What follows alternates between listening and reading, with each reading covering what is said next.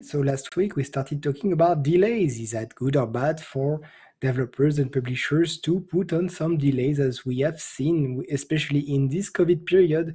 A lot of game, at least 51 this year, plus at least 3, 4, 5 next year already put on delays. So is that a good thing or a bad thing?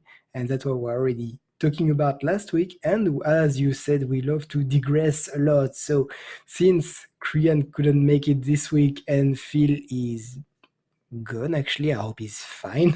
I'm sure That's he's 2 weeks fine. in He's a row probably now. just still asleep. So I guess we'll have to digress a lot to fill up our hour.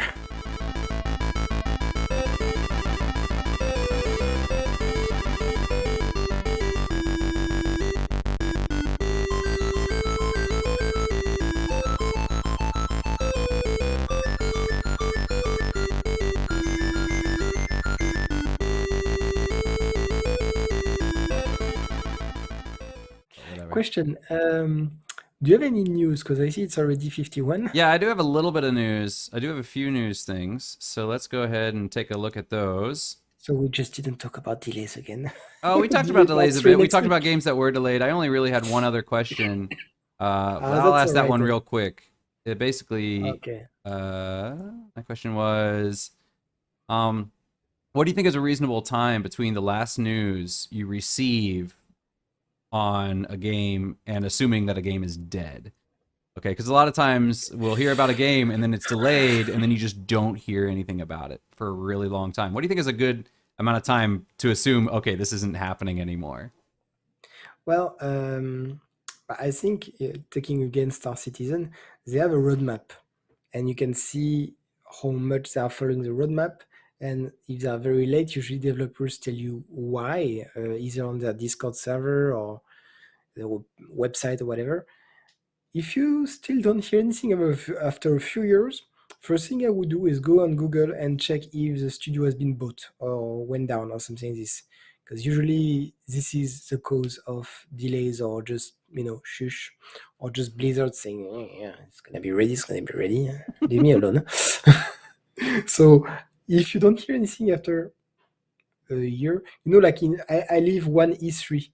If they announce something at one E cube and nothing at the next one, if the following one 2 years later, if there's still no news, it starts smelling bad. I would say quite rotten smell. Yeah, I only asked that because two of the games that are on the list of delays, one of them was Little Devil Inside, which was announced a couple years ago. And then nobody heard anything about it for almost a year. I think they just basically hadn't said anything. So a lot of people assumed that the game was dead and they weren't doing anything with it. But then at the most recent state of play, they released some new footage. So it looks like it is still being developed and should come out at some point. The Hmm. other game though was Warhammer 40k Dark Tide, which I know Korean was looking forward to, and that one, similar thing. They talked about it for a long time, and then it just there hasn't been news on it for months, and so a lot of people are wondering: is After this still happening or is it over? Yeah, at the same time, it depends on the trend. Sometimes people really want space games, sometimes they want westerns or whatever, and it's really often that studios keep their franchise because they own a franchise and they keep it tucked away, thinking, "I'm waiting for the time where we are gonna start thinking." Like I really want to have a Western game. Okay, Red Dead Redemption 2. Or I don't know, maybe they just keep it for better times. You don't want to start working on a space game when all people want, I don't know, like mining game, which is completely different. Or I think maybe there's maybe a trend or a fashion. The problem is that you need 5 years at least to develop a game, and maybe the trend will be gone by the time you release it, which would be a problem. But some franchise, you don't hear about them simply because they're working on another project they believe will work better. Like I was really looking forward to Time Splitter 4, which was never released, and I guess will never be released by now. But they were both by another studio, which said yes, it's in the works, but you know what? At the same time, we have I don't remember which one was the game they were working on, but We have another one which we know is gonna work very well, so we're gonna work on the Surefire title first, and if we have a bit of money and time, we'll continue on this one. But of course, they want to make money, so they will prioritize the franchise which they know they will work. Or as well, maybe like you have so many Star Wars game. Maybe at some point people are very tired, tire a lot of the Star Wars franchise. So they take a 10-year break, develop something else, take another franchise, work on something else, and in 10 years, when people don't remember Star Wars anymore, they will release another game and relaunch the hype. It's like a trend, waves and stuff. Mm. That's my view on it, at least. All right. Well, let's get into the news. The first one I thought was really interesting. I think this is pretty cool. So apparently, the new Forza game, Forza, I believe it's Forza 5, is Yeah, getting sign language, which threw a lot of people off. I've heard people say, "Wait a second, isn't that the whole point of subtitles?" Is right? But apparently, from what I've seen, people saying that no, actually, subtitles are insufficient because apparently the grammar used in sign language is different from written. It doesn't follow the same grammar, which is interesting, or at least American Sign Language. And also, sign language is like spoken language has inflection, and you can kind of express anger or happiness, or there's all that body language that comes with tone.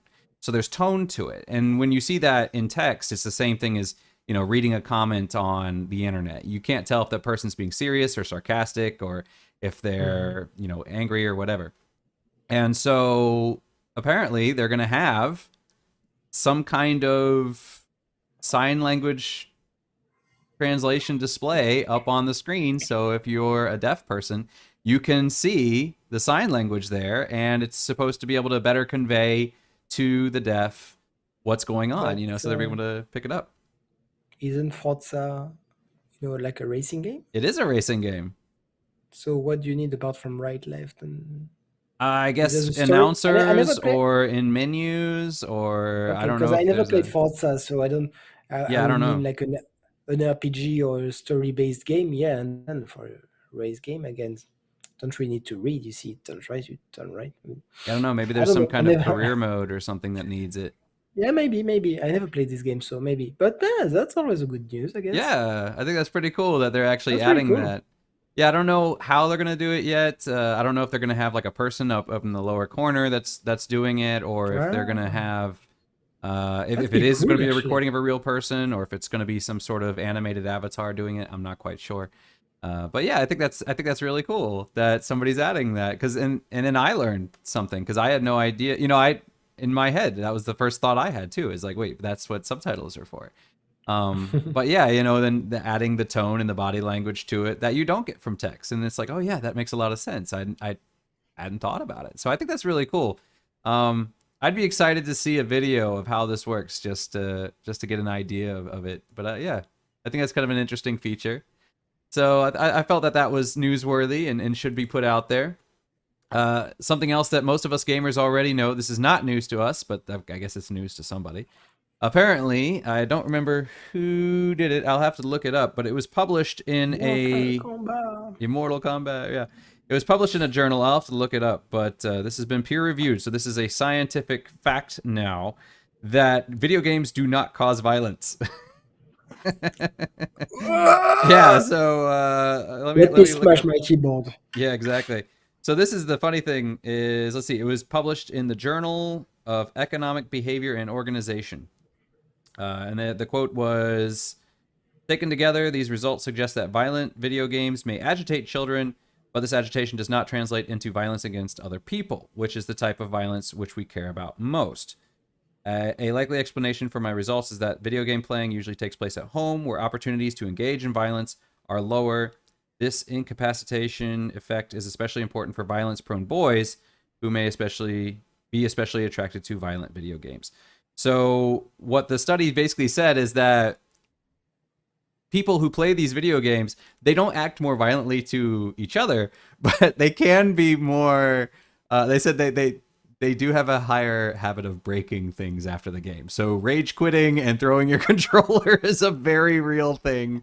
But they're not going to go on any shooting sprees or start fights with other kids or anything like that. So All right. yeah, so if you're a gamer, this is not news to you. This is something we've known for a long time. This is an outlet for stress. So yeah, don't worry about your kid going crazy by playing violent video games. That said, I'm not saying go ahead and let your 5-year-old, play Mortal Kombat. That's not what I'm saying at Of all. course. I'm just saying that you don't have to worry if they do that they're going to turn into some kind of psychopath. So And to finish this off, I will tell you a little story which happened here in Quebec for Halloween, and which is absolutely ridiculous in my opinion.